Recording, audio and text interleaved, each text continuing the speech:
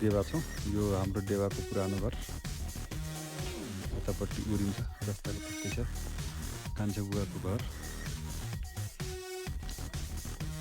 आज कुल पूजाको उसमा चाहिँ हामी डेवा आइपुगेका छौँ। जन्मेको हुँचेको ठाउँ। यतापट्टि हामी देख्न सक्छौँ तोरीबारी। राम्रो तोरी फलेको छ पुरै। सुन्दर ठाउँ छ।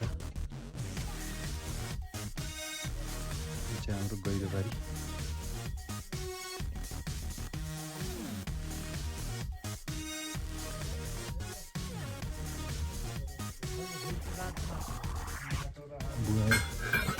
बुवाहरू आउनुभएको छ, दाजुहरू हुनुहुन्छ। आज हाम्रो फुल पूजाको उपलक्ष्यमा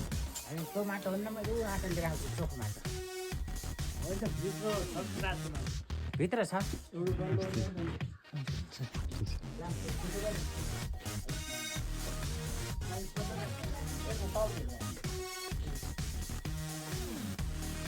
पनि यस्तो हुन्छ